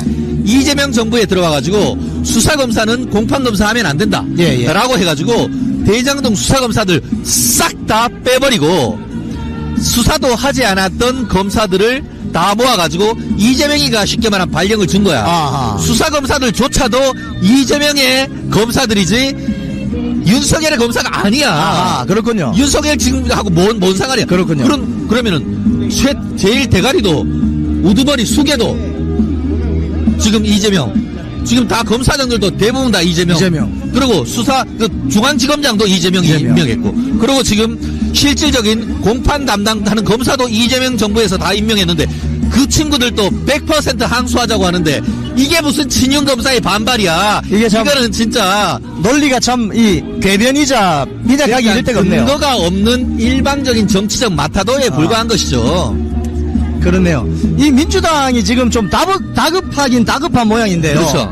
지금 항소 포기 건 가지고 오늘 규탄대회도 열리지만 지금 전 공무원 한 100만 명 되잖아요. 네네. 우리나라에. 중앙 공무원이 한 70만 명 가량 되는데 이 공무원들 지난 10개월 정도 탈탈 털겠다고 하는데 이건 무슨 내용입니까? 결국 이재명이 보고 따라하는 제2의 중단 없는 적폐청산. 이재명이가 문재인이가 뭐라고 했습니까? 국정 100대 과제 중에 1호 과제가 중단 없는 적폐청산이라고 하면서 그 짓 죽으라고 뒤지라고 하다가 지 스스로 나가 떨어진 거잖아요. 그 짓을 하고 있으니까 이제 명이 정말 얼마 남지 않은 것 같은데요. 어쨌든 그럼에도 불구하고 중국으로 표현하면은 공무원판 인민위원회를 만들겠다는 거예요. 공무원판 인민위원회. 이재명판 인민위원회를 만들어가지고 또다시 내부적으로 적폐청산한다고 하면서 윤석열 대통령 그 12.3 비상기험 하기 전에 6개월, 그 이후로 4개월, 10개월 동안 이자들이 뭐 했냐라고 해서 이재명 정부에 적극적으로 청들어 붙어가 했느냐, 아니면 윤석열 정부가 공약 걸고 했던 사업에 적극적으로 일을 했느냐, 그거 판단해가지고 윤 대통령 업무를 열심히 했던 자들을 뽑아내가지고 쓰레기통에 버려가지고 징계하겠다는 이게 바로 공무원판 한 이재명판 인민위원회가 아니면 도대체 뭡니까 이게? 지금 사실은 그 윤석열 대통령에 대한 내란 우두머리 혐의 재판도 결론이 안 났기 때문에 우리 형사소송법상 무죄 추정의 원칙에 따라서 아직 결론이 안 난 거 아닙니까? 그렇죠. 네, 맞습니다. 그런데 그 공적인 업무를 수행했을 것으로 보이는 공무원들에 대해서 PC를 턴다든지 휴대폰 포렌식한다 이러면 되는 겁니까? 그건 다 고소고발해야 돼요. 사실 공무원들 같은 경우에 업무로 있다고 하지만 그것은 개인정보와 이렇게 다들 같이 섞여 있는 거기 때문에 임의로 그렇게 할 수가 없는 겁니다. 만약에 그렇다고 하면 이재명이 휴대폰도 내놔야지. 그렇죠. 똑같은 거예요. 그러니까 공공기관 개인정보에 관한 법률, 개인정보에 관한 법률 이런 거 할 때 그거에 대해서 노 하면은 그것을 터치할 수가 없는 거예요. 쥐들은 어떻게 했어요? 우리 애지중지 김현진은 지난번에 뭐라고 했어요? 경기지사 다 하고 나올 때 관련해가지고 야 배소연이한테 야 휴대폰하고 컴퓨터하고 다 싹 하라 라고 했잖아. 라고 했죠. 그런 자들이 무슨 근거로 해가지고 그거를 다 한단 말이에요. 아니 그런데 12.3 비상기업 이전에 6개월 그 다음에 그 계엄 이후에 4개월 이걸 어떻게 턴단 말입니까? 그러니까 결국 가능해요, 이게? 결국 이건 뭐냐면은 제일 먼저 검찰 손봐가지고 네. 검사를 죽여버렸잖아요. 예. 그래서 그 다음 타겟이 뭐였어요? 그 다음에는 저기 어디지 사법부 했잖아. 예. 이제 사법부하고 다 해놓으니까 이제 이건 뭐냐? 결국 내년 6월 3일 지방선거 대비용으로 아하. 이 새끼들 너네 딴 데 가지 말고 우리 편에 붙어가지고 끝까지 가만히 있어. 만약에 저쪽에 하면은 결국 이런 내년 지방선거를 가지고 공무원 조직을 꽁꽁 묶어 놓으려고 하는 선거 전략에 불과하다고. 아, 공무원은 정치 중립을 지켜야 될 의무가 있는데 이렇게 외압을 통해서 이쪽으로 붙어 줄 서라. 그렇죠. 줄 세우는 거죠. 줄 세우는 거네요. 예. 그리고 벌써 그 얘기가 나오고 있어요. 군, 검찰 뭐 이런데 내부 투서가 막 쏟아진다는 거잖아요. 예, 예. 이럴 때 한 놈 몰아놔야 내가 승진한다고 하면서 그래서 공무원 사회도 갈갈이 찢어져가지고 디바이드 앤 룰 하는 그런 걸로 해서 공무원을 장악하고 그 과정 속에서 국민의힘 쪽의 우호적인 그 공무원들을 잡아가지고 선거에 있어서 어떤 역할을 하지 못하도록 하는 그런 정치공학적으로 보면은 딱 보이는 얕은 수죠. 오늘 그 조간신문 보도 보면은 벌써부터 뭐 제보를 막 한다. 뭐 제보를 하는 공무원들이 있다. 이런데 이렇게 되면은 공무원 사회 완전히 엉망진창 되는 거 아닙니까? 그러니까 개판되는 거죠. 공무원 사회도 통합은커녕 갈기 4분 5열 찢겨지는 거죠. 이게 찢어버리는 거죠. 해방 이후에 빨간 완장 타고 인민위원회 하면서 완전히 한국 사회를 붕괴시켰던 그거하고 거의 흡사해 보입니다. 아휴, 참 어쩌다가 대한민국이 이렇게 자랑스러운 대한민국이 됐는지 모르는데요. 오늘 지금 뭐 뒤에도 들립니다만 이런 규탄 대회를 통해서 예. 국민들의 어떤 그 결집된 의견을 모으고 특히 집 나간 산토끼 중도층은 이 사안에 대해서 굉장히 비판적으로 보고 있습니다. 그렇죠. 그렇기 때문에 단순히 어떤 내란 프레임을 극복할 수 있는 새로운 어젠다 세팅하는 것으로서 오늘은 상당히 중요한 날이다라고 저는 생각을 하거든요. 그렇기 때문에 이런 오늘 같은 시점에 이런 행사를 가는 게 굉장히 중요한 것이고 그 과정 속에서 어떤 국민의 지지율을 다시 끌어오고 그러면서 이제 이재명의 지지율이 50%이라도 떨어지면은 그때는 정말 해볼만 한 것이죠. 만약에 이 방송을 이제 공무원들도 볼 수 있는데, 만약에 그런 일을 자기가 당한다, 뭐, PC를 뭐, 압수수색한다, 예를 들자면 뭐, 인터뷰해서 뭐, 계엄했을 때 뭐 했느냐, 뭐 이런 식으로 조사가 들어오면 어떻게 해야 됩니까? 최진영 변호사한테 연락 주십시오. 일단 본인들이, 그럼 결국은 이제 그렇기 때문에 이런 부분에 있어가지고는 공무원 제2노조가 필요한 것 같습니다. 아. KBS 제2노조가 있고 하듯이 그래서 이런 부분에 있어서 어떤 본인들의 어떤 그 의사표현의 자유를 뭐 유지하기 위한 그리고 뭐 그런 부분에 대해서는 본인들도 잘 아실 거예요. 변호사의 도움을 또 필요하고 기본적으로 막 하고 오면은 그거에 대해서는 반드시 응해야 될 의무가 없어요. 제가 문재인 정권 초기 때, KBS, 뭐, MBC, 뭐, YTN, 막 적폐청산위원회 가동될 때 경험인데요. 어디서 문자가 오거나, 뭐, 조사받으라, 이런 거 오면 다 기록을 해놔야 될 것 기록을 다 같아요. 해놔야죠. 스크린샷 해놓고 해놔야죠. 그래서 이게 필요하면은 고소고발할 수 있도록. 네네, 그렇죠. 무슨 근거로? 무슨 on what 근거로? basis 이런 거는 on what authority. 근데 이런 거. 기록을 어떻게 하는 게 좋아요? 결국은 이제 뭐 저는 많이 어떻게 하냐면은 그 프린트아웃 요즘 하기는 힘드니까 예. 뭐 에버노트나 이런데 아니면 뭐 네이버 노트 이런데 스크린샷해서 다 올려놓는 거죠 그런 것들. 그래갖고 나중에 이제 그러니까 어쨌든 관련되는 통화나 그런 것들 오면 다 녹음해 놓는 그런 식으로 해서 위에서 강압적으로 했음을 다 증거로 남겨놓는 것이 굉장히 중요하죠. 자, 지금 민주당이 다급한 모양입니다. 공무원들을 향해서 내년 지방선거를 불과 지금 한 7, 8개월 앞두고 대한민국 공무원 전체에게 경고장을 날리고 그렇죠, 예. 거의 겁박 수준의 본인의 공용 컴퓨터, 휴대폰 다 털 수 있다. 네네. 근데 이걸 100만 명한테 다 하지는 못할 것이고 어떤 제보나 이런 걸 통해서 먼저 손 보려고 하는 거 아니겠습니까? 그렇죠. 결국 내부적으로 제보 받아가지고 제 속이 시뻘게 뭐 이런 얘기 그런 식으로 해가지고 공격하려고 하는 거잖아요. 근데 다행히 서울 같은 경우에는 지금 그 25개 지자체장 중에 그래도 과반이 넘는 지자체 단체장이 또 국민의힘입니다. 또 그 외에 다른 데도 있으니까 문제는 이제 중앙부처죠. 중앙부처. 예. 정권이 근데 유한하다는 것을 이분들도 잘 압니다. 그렇죠. 잘 압니다. 그러니까 지혜롭게 대처할 수도 있다라고 생각을 하는데 참 어쨌든 이럴 때는 우리가 존중하면서 버티는 존버 정신도 필요합니다. 네. 그렇습니다. 네. 그런데 지금 국민의힘이 어제 뭐 법무부 또 뭐 대검 앞에 가서 규탄 기자회견을 했는데 네. 이제 오늘 이제 장외로 네, 예. 이제 의사당 계단 앞으로 왔는데 앞으로 뭐 장외로 더 나갈 수도 있을 것 같아요. 장외로 나가는데 예. 지금 서초동으로 가야 되는 게 아니고요. 예, 예. 어디로 가야 되는지 아십니까? 어디로 가야 됩니까? 공수처로 가야 됩니다. 공수처로. 왜냐? 민주당이 만든 공수처법에 보면은 검찰총장, 법무부 장관, 판사, 검사의 직권남용, 예. 그리고 직무유기는 공수처가 수사한다고 빵 막혀 있습니다. 오동훈이 뭡니까 요새? 오동훈이 지금 뭐 하냐고 가만히 있다 보니까 가만히 있다기 되잖아. 거꾸로 특검한테 불려가가지고 토사구팽당하고 있는데 예. 지금 이럴 때 바로 나서가지고 지금 누구냐 그 오만석이 그리고 또 그 법무차관, 예. 법무장관 바로 압수수색 가가지고 직무유기에 증거자료 압수수색 해야 되는 거 아닙니까? 아. 저는 그렇기 때문에 어제 같은 경우에는 1차적으로 서초동 가서 예. 대검 엑스페 시위를 했다고 하면은 어제 제가 YTN에서 그랬습니다. 번지수를 잘못 골랐다고. 오동훈한테 가가지고 공수처. 당장 지금 수사 나서라고 해야 되는 거 아닙니까? 아니 공수처 오동훈 공수처 이야기하면은 지난 윤석열 대통령 그 체포 과정에서 네네. 지들이 내란죄 수사권도 없으면서 예. 그 중앙지법에 넣었다가 안 되니까 네네. 서부지법에 영장 내서 발부받아가지고 대통령 체포하러 간 그 조직 아니에요. 그렇죠. 근데 왜 지금 공수처가 왜 이렇게 조용하죠? 그렇죠. 왜 이렇게 아닥하고 있죠? 예. 그러니까 원래 사법부의 독립은 판사들이 만들고 예. 검찰의 독립도 검사가 하는 겁니다. 예. 공수처가 정말 우리가 썩은 사회에 빛과 소금을 역할을 하려고 하면 예. 공수처가 용기를 내야 되는 겁니다.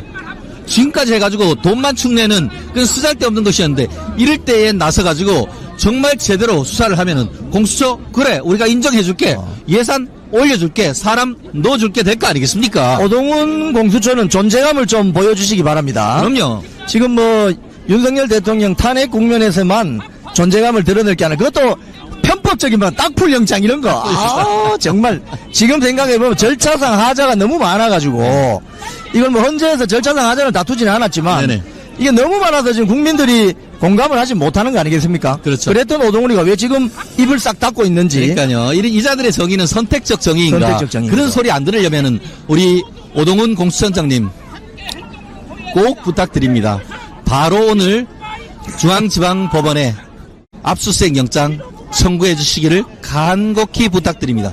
아, 우리 최진영 변호사님은 간곡히 부탁하시고요. 저는 소리 좀 지르겠습니다. 아니, 오동훈! 나는 저 고위공직자가 아니니까 일반 국민이가 좀 요청합니다. 밥값 좀 하라고, 오동훈. 밥값 좀 하라고. 어? 아, 맨날 월급을 국민들이 주는 거잖아. 네. 밥값 해야지, 오동훈. 그럼요. 어? 윤석열 대통령 뭐 잡아드릴 때는 말이야. 지난 그 1월 15일 아닙니까? 제가 현장에 있었는데 새벽 5시 딱 되니까 형사들이 3,000명이 쫙 풀리더라고요. 그럼요. 예. 와, 제가 깜짝 놀랐어요. 그걸 보고. 경찰이 무서운 겁니다. 네. 경찰이 지금은 이재명한테 딸랑딸랑하죠.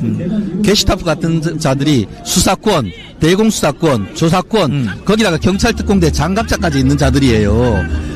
그 리바이어던 레비아탄 같기 때문에 허리를 똑깍똑깍 뿌려하고 검찰로 견제를 했는데 그 견제를 했던 목줄을 풀어버리는 게 이재명이야. 이제는 나중에 힘이 떨어지면 누구를 물지? 이재명을 무는 거예요. 그렇습니다. 그래서 대한민국 자유민주주의 체제가 삼권 분립이 중요한 겁니다. 자, 오늘 조간에 지금 속보로 막 뜨고 있는데 황교안 자유와 혁신 대표가 네네. 체포됐다는 소식이 지금 나오고 있습니다. 문을 뜯고 들어간 것 같아요. 그렇죠. 결국은 지난번에 2번 그 압수수색을 하는데 그에 응하지 않았다는 것이죠. 예. 결국 그렇게 되면은 공무집행 방해 뭐 이런 예. 부분이 있을 것이고 그와 같은 혐의. 그러니까 본질적으로는 지금 뭐 그 혐의를 두고 있는 것이 내란 선전선동했다 그런 것과 지금 그 압수수색에 응하지 않음으로써 어떻게 보면은 그 방어권을 넘어서 공무집행 방해 이런 혐의로 지금 체포 영장을 받은 것이 아닌가 싶은데요. 이게 고발을 누가 했죠? 성관이 그 사안 자체에 대해서는 어떤 과정인지 그런데 그 고발하지 않는다 하더라도 특검으로서는 뭐 본인들의 어떤 그 체포 영장 그러니까 국가공권력의 법원으로부터 받은 영장을 거부했다는 것으로 해서 그 윤석열 대통령에 대해서도 특수공무집행방해죄로 지금 기소를 해놨지 않습니까? 그걸로도 지금 구속이 된 거는 그걸로 구속돼 있는 거거든요. 그렇듯이 황교안 전 총리에 대해서도 그와 같이 특수공무집행방해죄 그리고 내란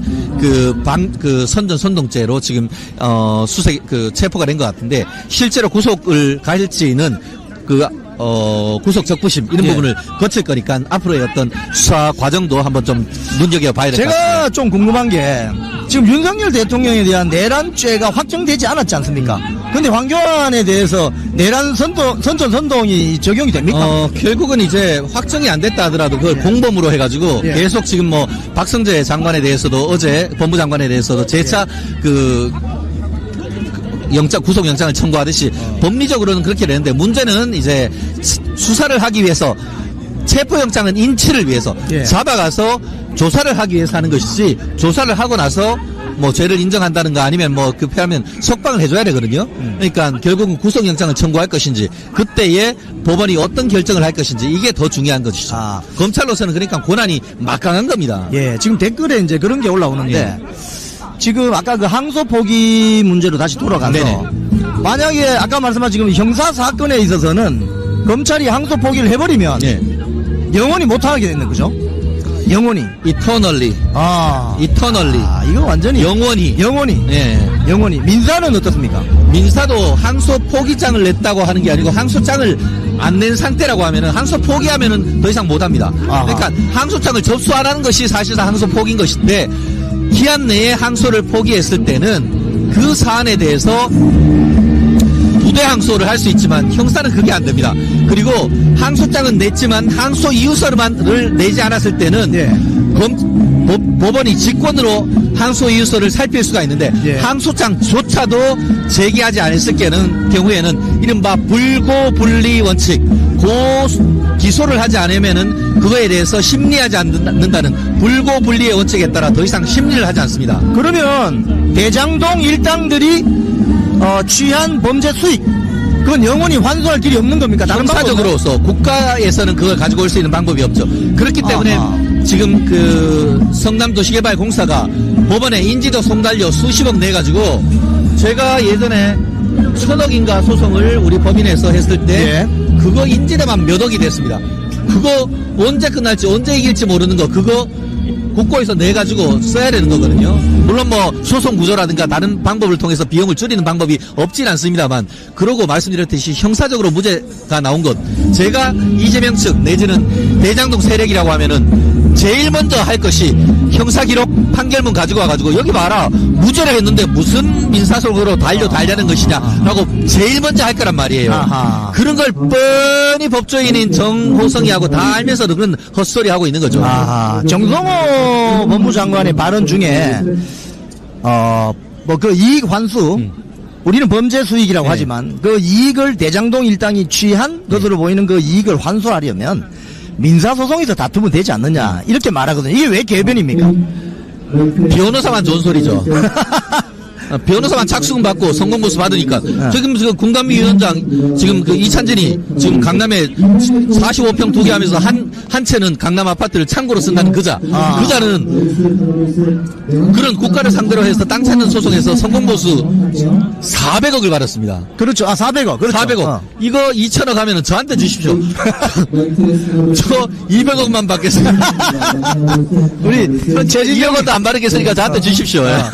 야, 이게 이렇게 그러니까, 어려운 겁니다. 아니 그러면 그 결단을 성남시는 할 수 있는 거예요? 할 수는 있죠. 근데 이런 것도 더 있어. 지금은 이제 성남시장님이 신상진 우리 국민의힘 국회의원이었다고 됐는데 내년에 6.3 지방선거에서 이제 민주당으로 예컨대 안 좋아서 바뀌어버렸다. 네. 그러면 또 똑같다. 그거 오니까 그거야 소치야. 그렇게 말하면 어떡할 거야. 그 소치하면 끝나는 거죠. 진짜. 그러니까 지금 검찰의 이번 결정이 검찰 역사 70여 년 역사에 정말 대표적인 오욕의 역사다. 그래서 여기서 신상진 화이팅! 반드시 신상진 우리 나중에 최진영 TV, 이영풍 TV 같이 해가지고 우리 신상진 시장님 그 선거가 가가지고 우리 한번 도와드려야 돼. 그래야 그게 성남 시민과 대한민국을 돕는 길이라고 봐요 저는. 네. 자 오늘 이 자리는 국회의사당 앞입니다. 국민의힘이 지금 검찰의 대장동 재판 항소 포기를 규탄하는 장외 집회를 여는 현장인데 지난번에도 장동혁 체제가 처음에 국회의사당 앞에서 장외 집회를 열고 그 다음에 동대구역에서 집회 열고 서울시청 앞에서 장외 집회를 열었거든요. 그렇죠. 제 생각에는 아마 오늘 여기에서 장외 집회가 시작이 되면 국회 밖으로도 나갈 수 있을 것 같은데 우리 국민들께서는 많이 그걸 원하시는 것 같아요. 네. 지금 여론조사에서도 그거 나오잖아요. 그럼요. 국민 여론이 한 50% 절반 가량이 이재명 재판을 재개해야 된다. 그렇죠. 이재명 재판을 공직선거법 재판부터 재개해야 되는 거 아닙니까? 그렇습니다. 지금 최근에 이영풍 TV에서도 조사를 하고 그 외에도 각종 조사를 보면은 국민의 절반이 넘는 사람들이 이재명 재판 지금 당장 새로 시작하라라는 목소리가 점점 커지고 있습니다. 지금은 결국은 이재명에 대한 지지율이 54%네 이런 얘기가 나오지만 지지율과는 별도로 중도층에 있는 많은 사람들이 헌법과 법률에 의할 때에 설령 대통령이라더라도 재직 중에 내란과 외환을 제외하고 기소가 되는 것을 금지할 뿐인 것이지 재판이 진행되는 것까지 금지하는 것은 아니라고 헌법에 되어 있습니다. 그리고 우리나라 헌법 대부분의 대표적인 학자들이 재판을 진행돼야 한다라고 헌법 교과서에 그렇게 다 쓰여져 있습니다. 그렇기 때문에 이재명에 대해서는 그래서 이재명이 정말 다 했다라고 하는데요. 그렇게 될 경우에는 국정이 안정되지 않고 한다고 하는데 헛소리 하는데 5개 재판 새로 시작할 필요도 없고요. 딱 한 개 하나 새로 시작하면 됩니다. 지난달 국감 때 김대웅 서울고검장이 이론적으로 재판 진행 가능하다라고 했지 않습니까? 법적으로도 가능하고요. 용기 있는 판사 한 명이 대한민국을 이재명 독재 체제에서 구할 수가 있습니다. 아하. 저는 그렇게 생각합니다. 서울고등법원장이 소송 지휘를 하면 안 됩니까? 그거는 이제 이재명 생각이고요. 그러니까 결국은 재판을 하는 담당 재판장이 용기를 내야 되는 겁니다. 그럼 그 재판부를 바꿔버리면 안 돼요? 실제로 지금 대법원에 대해서 난리를 치고 있기 때문에 이번에 중지를 했던 사람들이 결자 해지 차원에서 저는 재개하는 게 맞다라고 보고요. 근데 이번에 1월달, 2월달에 가면은 사법부에 대대적인 또 이사이동이 있을 겁니다. 그때에 강골 판사가 그 자리에 가야 된다고 생각합니다. 대한민국에 강골 판사 어디 한 명 없습니까? 이렇게 국민들 힘들게 하고. 자, 그러면은 그 재판이 1심에서 유죄 났다가 2심에서 무죄 났죠. 대법원에서 유죄 취지로 서울고법 파기환송 아닙니까? 그러면 만약에 이게 재판이 재개되면 어떻게 되는 겁니까? 묻지도 따지도 않고 이재명이가 딱 한 번 법원에 출석하면 됩니다. 딱 한 번. 그걸로 변론 종결입니다. 그러면 100만 원 이상 나오면 어떻게 되는 거죠? 바로 당선 취소. 그렇죠. 그러면 재선거. 조기 대선이. 조기 대선. 굴비 대선. 오케이. 자, 오늘 우리 이제 집회. 아이고, 많이 오셨네요. 자, 집회 현장을, 규탄대회 현장을 라이브 방송 계속 이어나가기 위해서 지금 최진영 TV에서도 라이브를 열었습니다. 이 방송을 계속 1시간 정도 더 계속 가기 위해서 최진영 변호사님의 아주 친절한 수요일의 법률 상담 우리 최진영 변호사님과 대담을 여기서 정리하고 지금부터는 규탄 집회 현장을 라이브 방송해드리도록 하겠습니다. 마지막으로 한 말씀. 법무부인 CK 사건 진짜 잘합니다. 많이 사건 계시는 분들 최진영 TV로 연락 주십시오. 제가 합리적 가격으로 다 해결해드립니다. 이영풍 TV 파이팅입니다. 우리 성남시장님한테 연락해야 되겠고. 그럼요. 우리가 그것도 사건 제가 도와드릴 수 있습니다. 그리고 유동규 본부장님도 좀 제가 도와드리려고 합니다. 어떻게요? 일단 촉견을 가야죠. 요즘 되게 힘들대요. 유동규 본부장님, 우리 스패너님들 계시면 유동규 본부장님 영치금 계좌 좀 올려주세요. 방송 보시는 분들 좀 우리 후원할 수 있도록 그것 좀 유동규 본부장 영치금 후원 계좌 좀 보내주세요. 자, 우리 오늘 아침 일찍 나오셔서 대단히 감사합니다. 우리가 라이브 방송 계속 이어나가도록 하겠습니다. 오케이, 고맙습니다. 화이팅! 고맙습니다. 화이팅! 이거 한번 할까요? 자, 화이팅! 고맙습니다. 잘 다니던 회사에서 해고됐습니다. 외롭고 힘들었습니다. 내 혼자 이렇게 외톨이가 되는 거 아닌가 걱정이 앞섰습니다. 그런데 하루 이틀 시간이 지나니까 많은 외국 국민들이 찾아와 주셨습니다. 그래서 우리는 승리했습니다. 혼자 가면 외로운 길이지만 같이 가면 즐거운 여정이 됩니다. 나라를 지키고 대한민국 정치 혁신을 바라시는 분들이 계시다면 우잘사 회원에 가입해 주십시오. 우파는 잘 싸워, 우리도 잘 싸워. 우잘사 회원에 가입하시면 나라를 살리고 대한민국 정치를 혁신할 수 있습니다. 우잘사 회원이 되셔서 다 같이 손잡고 즐거운 여정에 동참합시다. 우잘사 화이팅!